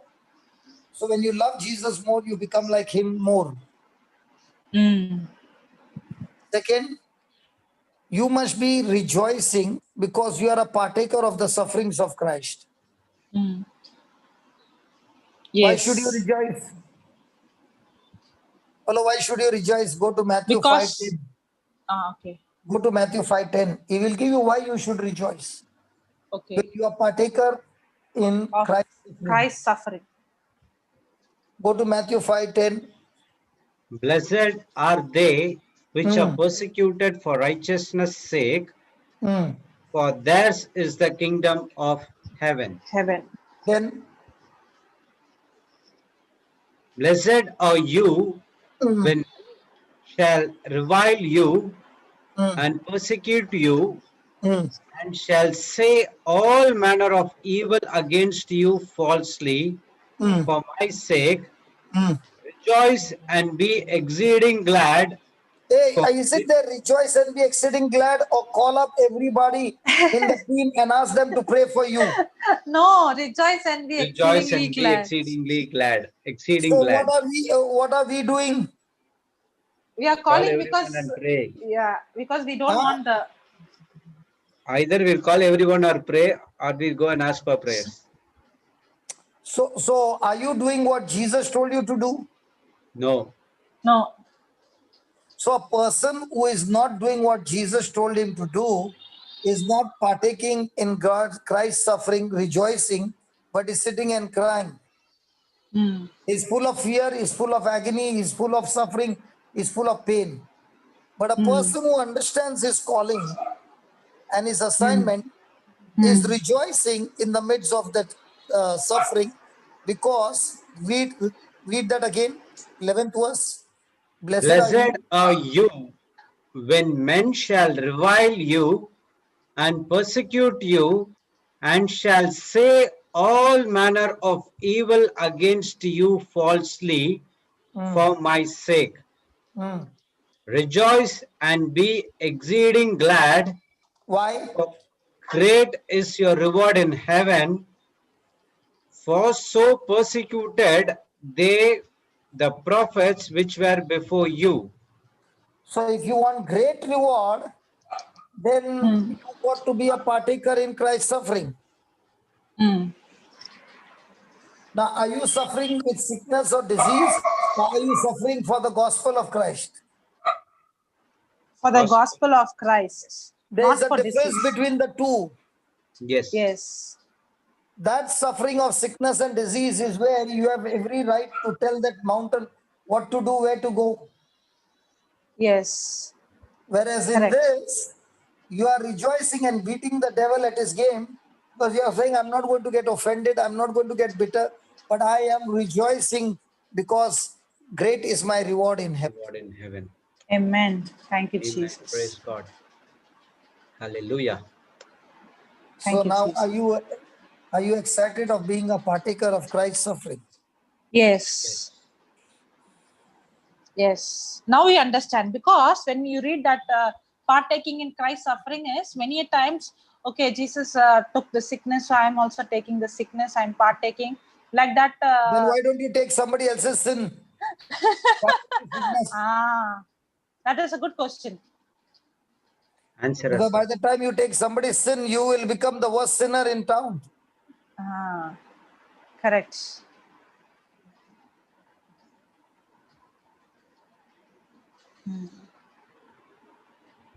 So read Romans 8. Read Romans 8, 17 to 18. See how the topic opened up. See? Yeah, that's what even I'm thinking. We never planned what we are going to study. And from one verse to another verse, we began to jump. And now see how the journey has begun and how beautiful the teaching has taken place. Yes. That is why I enjoy discussion, In discussion, we dig into the Bible and we learn.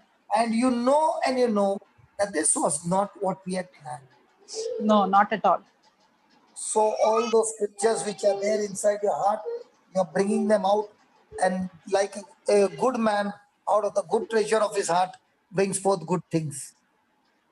Amen. And everybody who is watching is saying, oh my God, I was crying when the persecution came. I was crying when people insulted me for the gospel. I was crying when they falsely accused me and they put me down. They wrote so many things against me. Praise God. The Bible says, don't fight back, but rejoice, for great is your reward. And I saw in my own life, the more the opposition, the higher the reward. Yes. So your life is not governed by what people do to you. Your life is not governed by how many people came and insulted you, abused you, rejected you, did all manner of evil against you. Your life is governed by, after they did to you, how did you respond? If you responded with rejoicing and praising God and saying, Lord, I thank you that I'm a partaker in the sufferings of Christ, praise God, The Lord is saying, great is your reward. And not only great is your reward, now you also know you are a prophet of God, because the prophets were always treated in this way. Amen. Praise So God. Romans 8:17, come on. And if children, then heirs of God, and joint heirs with Christ, if so be that we suffer with him, that we may be also glorified together. Then For I reckon that the sufferings of this present time are not worthy to be compared with the glory which shall be revealed in us. so if we are children of God, then we are heirs of God. And if we are heirs of God, we are joint heirs with Christ. Christ. So if we are joined with Christ, then if he suffered, we also suffer with him, so that we may be also glorified together with him. Wow. So just as Jesus suffered for you and me, now you are suffering not for somebody else, but you are partaker in his suffering, and you are saying, I'm ready to go through this persecution to practice love. And when you are practicing love in spite of the suffering, the Lord is saying that the suffering of this present time are not worthy to be compared with the glory for all eternity, that you shall be experiencing that tremendous love of God, the pure love of God, where there is zero negativity in that presence. And when you experience that glory, you are saying it was worth going through that suffering that I went through, because it was the gateway for me to enjoy this beautiful life for all eternity. And that's why Yes. we have to push ourselves through the narrow gate and not go through the broad gate. Praise God. Papa, Mm. what is the difference between heirs of God and joint heirs with Christ? We are heirs, okay? Ah, Now, you are a daughter of your family. So you are individual. Okay? But when it comes to Christ, Christ and you are together. Like I and my wife are married. And because of marriage, even though our bodies are individual, but our spirits have become united as one flesh in Christ Jesus. So just as I and my wife is made together as one flesh in Christ Jesus, you who is single is also married to Jesus, and you are made one in Christ, joint in Christ. And because you are joint in Christ and you are not separated from Christ, if Christ is the heir of heaven, you are joint heir with him.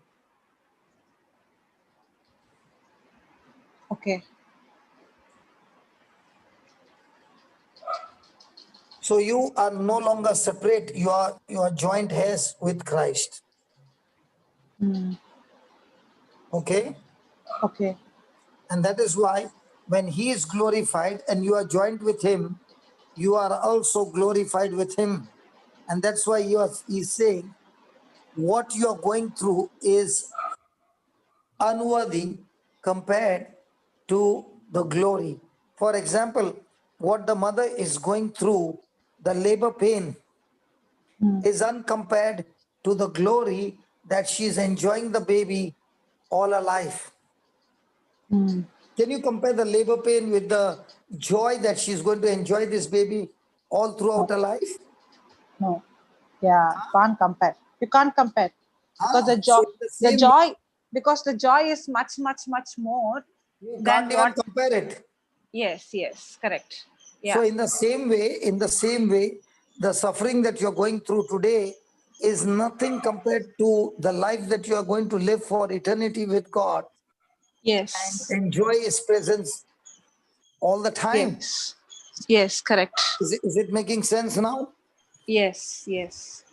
Yeah, Yeah. little sense or a lot of sense? Lot of sense. Ah, good.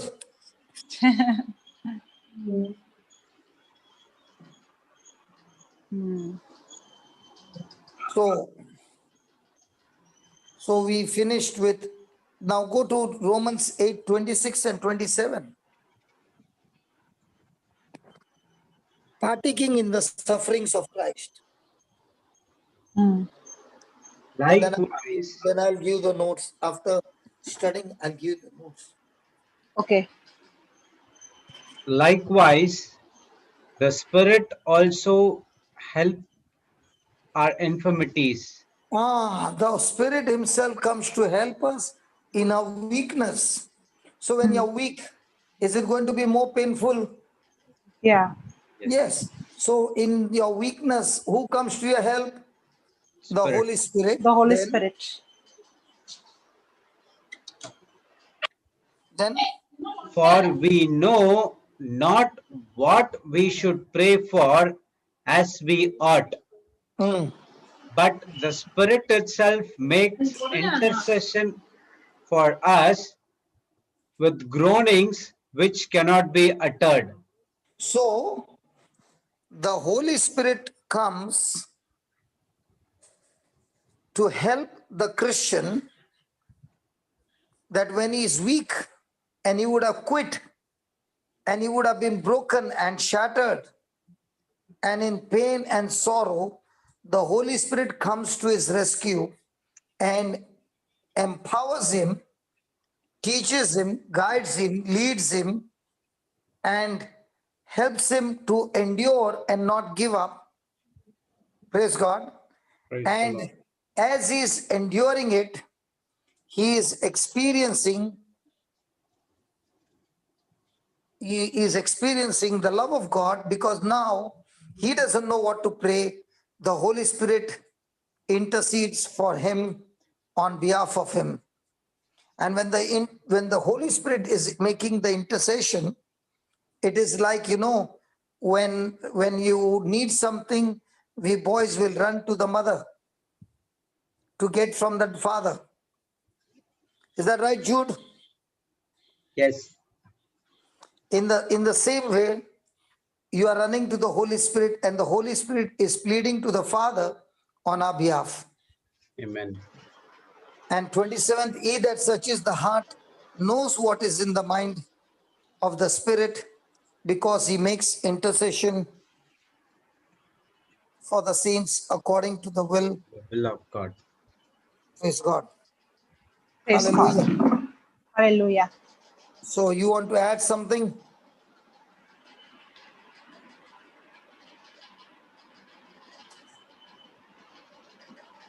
Papa, here, what is the suffering you connected? Huh? Here, did you connect anything to the suffering?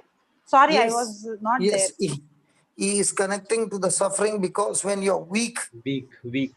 when you're weak, you can be falling into sin again. When you're weak, you can activate the law of sin and death. When you're weak, you are no longer walking in righteousness, but in unrighteousness. When you're weak, you are no longer operating as a believer, but as an unbeliever. When you're weak, instead of bringing life to others, you are bringing death into others. When you're weak, your body, which is supposed to live a long life, by your own negative words and own negative thinking, you are bringing sickness and disease in your body, which was healthy, you are making it unhealthy. When you're weak, you are allowing your organs, the part of your body, to function for sinful purpose. When you're weak, You lead others away from God into the kingdom of darkness. When you're weak, as we are adopted in the family of God, when you're weak, you get yourself adopted in the family of darkness. When you're weak, instead of bearing witness of sonship of the kingdom of God, you are producing the fruit of the flesh, and you bear witness that you are the son of the devil. When you're weak, the Holy Spirit comes to help you. Otherwise, if the Holy Spirit doesn't come to help you, when you're weak, you can tap into the devil's spirit and destroy you and destroy others. Do you want these points, what I just mentioned? Yes, Papa. It will really help everybody. Yes. So write down the Romans 8:26, 27. The Spirit Himself helps our infirmities. The Spirit Himself helps our infirmities. That is in Romans chapter 8. Romans chapter 8. First point.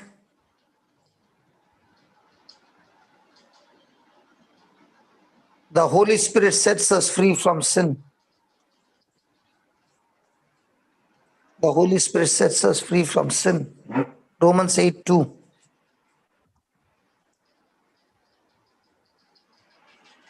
Second, He cancels death penalty. He cancels death penalty. Again, verse number 2. Third,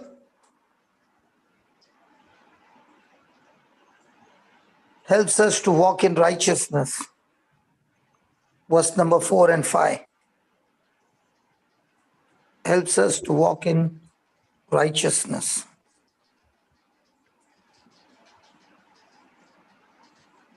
Fourth one, He indwells believers.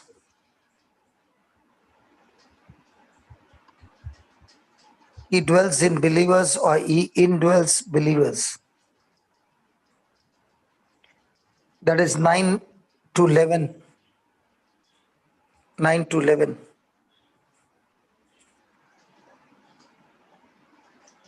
Fifth one, He gives life. He gives life. Verse number 10. Sixth, He quickens the mortal body. He quickens the mortal body. Verse number 11.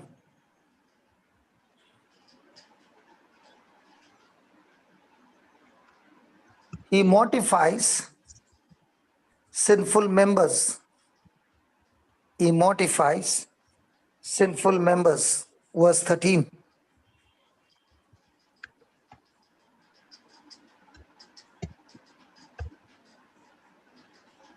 He leads children of God. He leads children of God. Verse 14.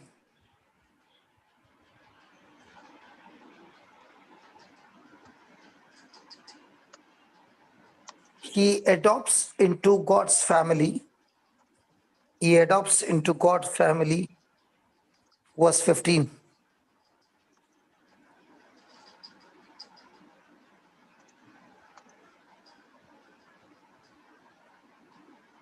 Tenth, He bears witness of sonship. He bears witness of sonship. Verse 16. Verse 16.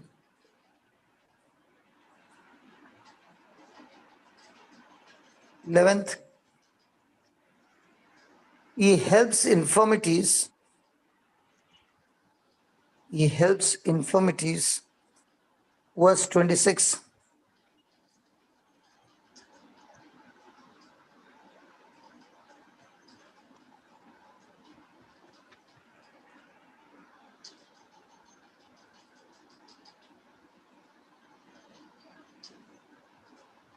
Twelfth, he makes intercession for saints. He makes intercession for saints. Verse 26.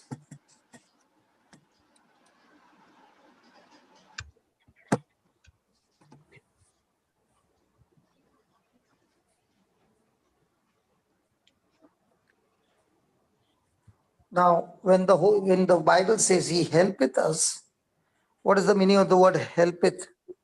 Helpeth means joint help. Please write down. Helpeth means joint help. It is the assistance. It is the assistance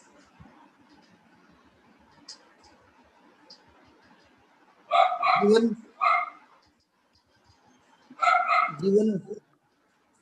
or it is an assistance put into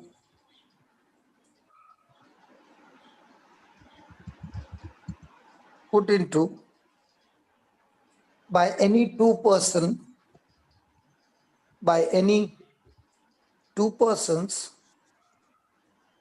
to each other, by any two persons to each other,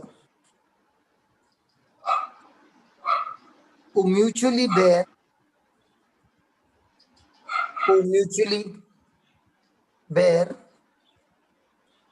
the same load,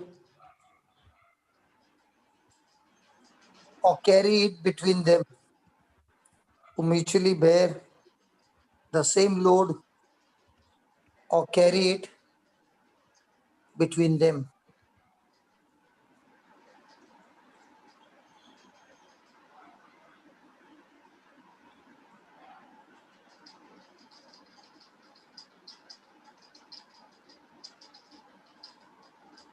So when it is said that for we do not know what we should pray for as we ought, it means that we as even though we are born again Christian, our sense knowledge would lead us to make many mistakes in prayer. But because the Holy Spirit himself comes to our help, the Holy Spirit now inspires us with the right kind of choices, the right kind of desires, and helps us to fulfill the desires which are according to the will of God. So your desires are more according to the will of God, and therefore they are no longer self-centered. They are now more about kingdom-centered.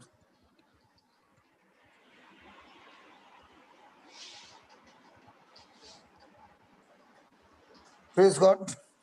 The Lord. Praise God. Did it help you in any way? Yes, Papa, in lot of this. Praise And God. regarding the sufferings, you wrote the 1 Peter 4. We were learning on Partaker of Christ's suffering. Christ suffering. Okay. So write down 8 points about Christian suffering. First one is, suffering is not strange or unusual. Suffering is not strange or unusual for Christians. Now the suffering that I'm talking about is in 2 Timothy 3:12, okay? Persecution. Yeah. Before persecution, the godly life.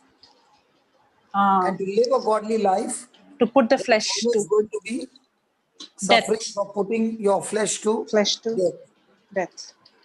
So refusing to get offended, refusing to carry your cares and worries, refusing to get attracted to the riches of this world, refusing to fall into temptation and sinful life. Okay, Yeah. that's the Okay. first one. Okay. And it is in 1 Peter 4:12. Everything is in 1 Peter 4.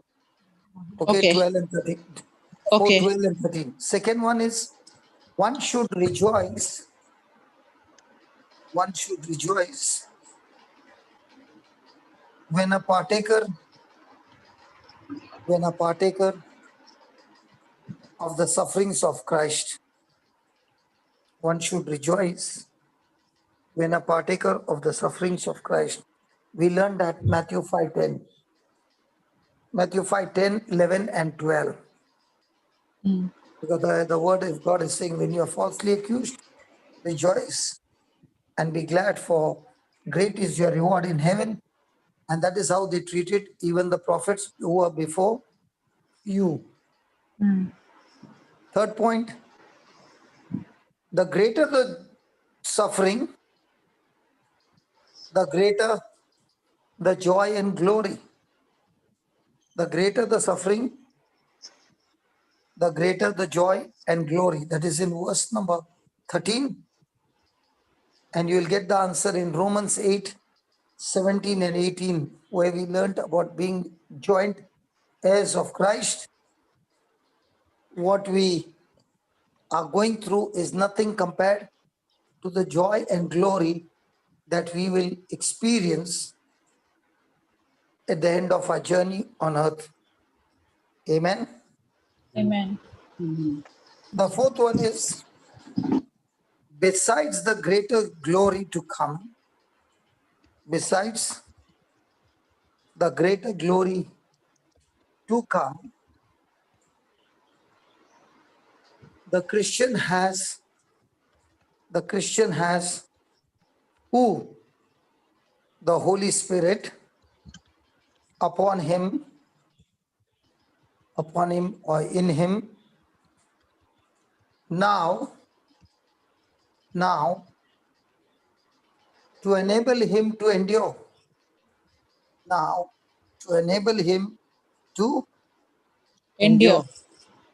That is in verse 14 and Romans 8, 26 and 27. Fifth one is Christian sufferings glorify God. Christian sufferings glorify God. One of the classic example would be the sufferings of Stephen being stoned to death. Yes. Now, was God glorified in that?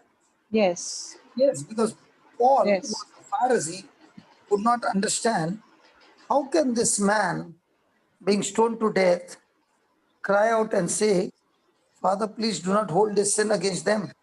Yes.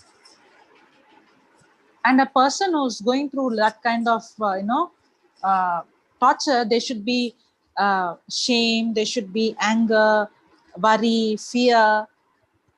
You always say we can see fear, we can see faith, but here he could only see in his face is there is no shame, there is no fear, there is no bitterness. All that comes out of him is joy and peace and love and forgiveness. That is very, very Powerful truth. yes. And the Bible says his face was shining like an angel. Yes. Yes. So 6 point, what you are saying is coming now. It is Okay. an honor. It is an honor, not a shame. It is an honor, not a shame. It is an honor, not a shame, to suffer as a Christian. Mm. It is an honor, not a shame, to suffer as a Christian. Christian. Verse 16.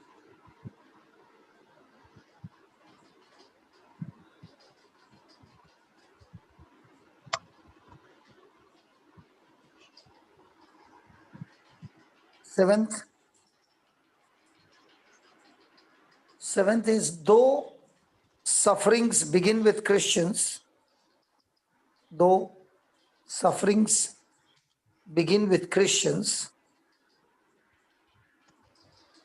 they end in an eternal weight.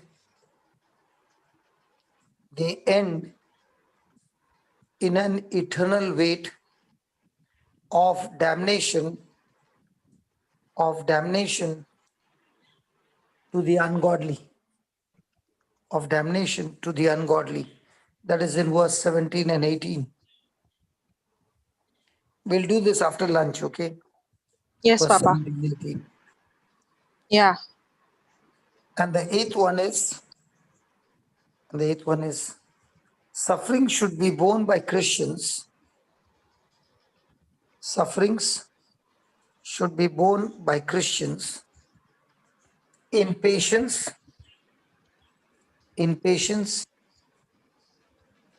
as in the will of God, as in the will of God, realizing that God is faithful to his own. God is faithful to his own in their sufferings. God is faithful to his own in their sufferings. That is in verse number 19. 19. And 1 Corinthians 10:13. 1 Corinthians 10:13. So when we come back, we'll study this. Yes. Praise God. Okay. Thank you, Jesus. So during the lunchtime, you also can go through and come back. Yeah. And praise God. Praise God.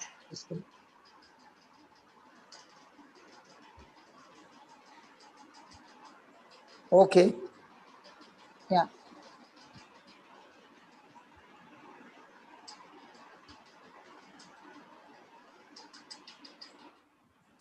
Okay, we can break for lunch today early, 5 minutes, and then come back 5 minutes early. Okay.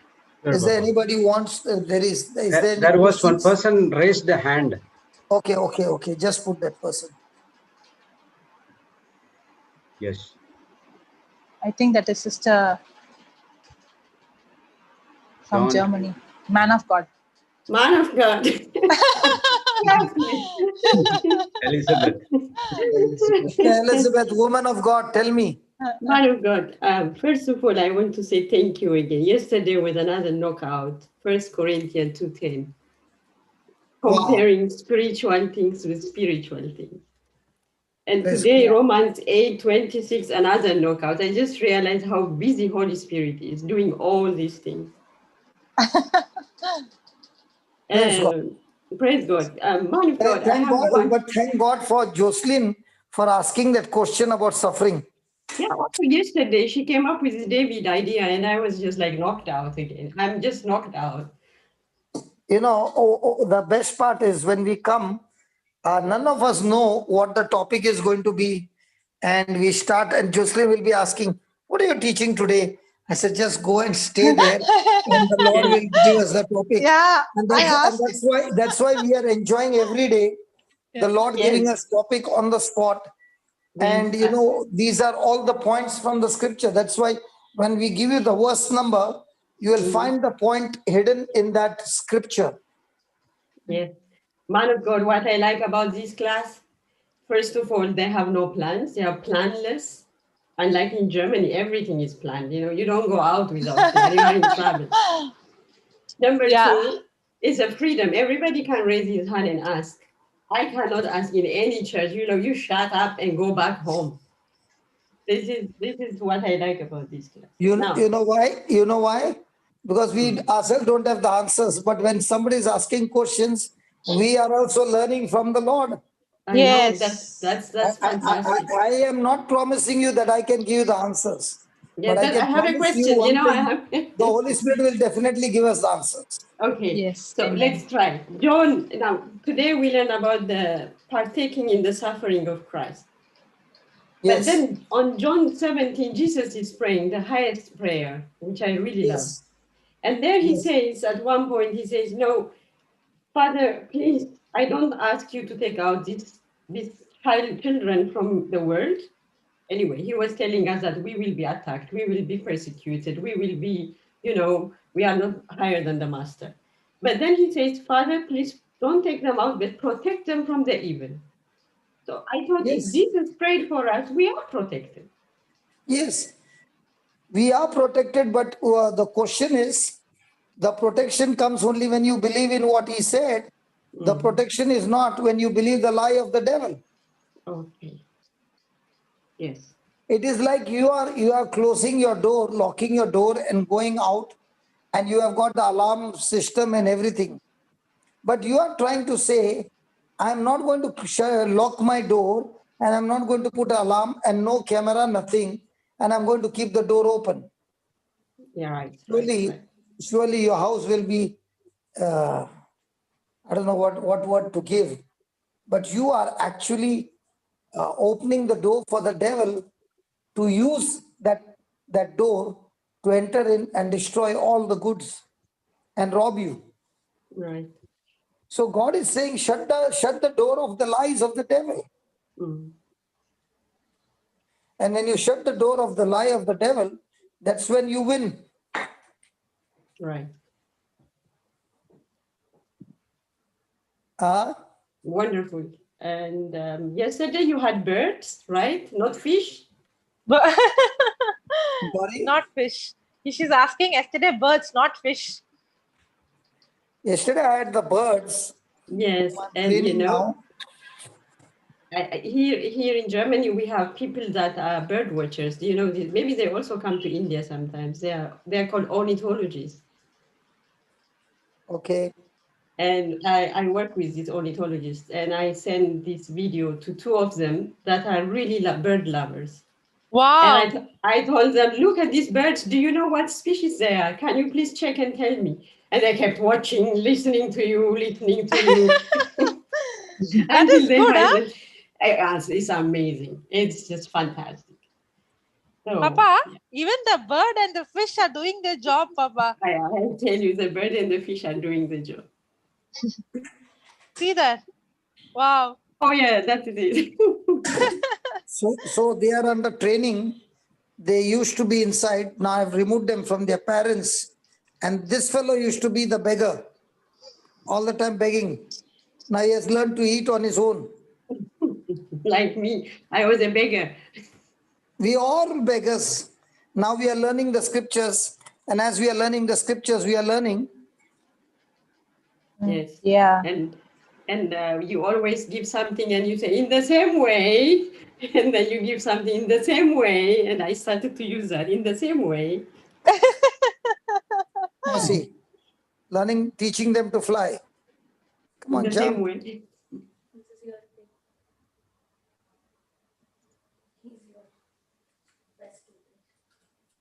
This fellow is the best student. He was the first beggar whom I removed first. He's a blessed student, but I don't think he'll fly. So I'm training them every day. Yes, like you are training us every day. So training them to fly and be good. And I was just telling from now on, if I find anybody in depression, I have to give one of them and say, play with this fellow for 15 days, you will be out of depression. But they give you a lot of love. Right. With the word of God on one side and taking care of this bird. So what's the next animal? I'm looking forward. fish, bird, and then we don't know, a cat maybe. He'll go to sleep now. Watch it. Oh, he's gone. He's flying. Oh, He likes to sit close there, wow. close to my skin. Praise God. Praise Jesus. So that's the end of the show for today. Okay. That was a good show. So this is the third day teaching them, Okay. and they are picking up quite a lot. So they who are in the cage Will be free.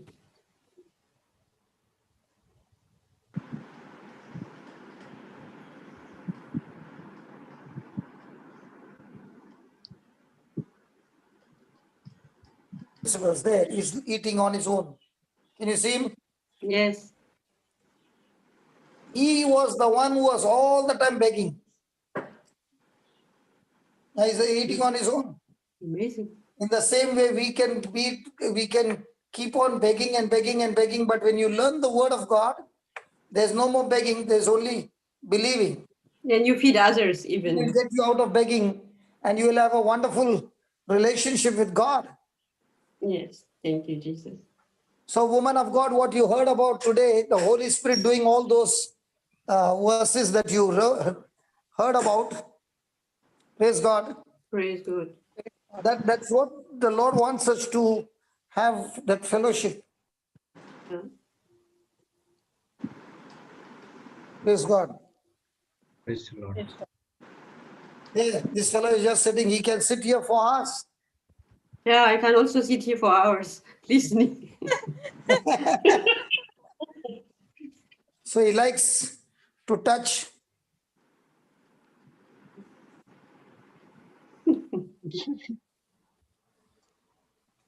Praise God. Okay, let's go You for go. lunch and come back. You know, I go for breakfast. I drink milk and you eat the meat and the bones. Yeah, thank you, woman of God. God bless you. Thank you, man of God. Thank you, people of God. All of you. I love Praise you, God. man of God. Love you too. I love you, man of me, people of God, all of you. Praise God. Bye-bye, bye-bye. Bye-bye. Bye. Bye.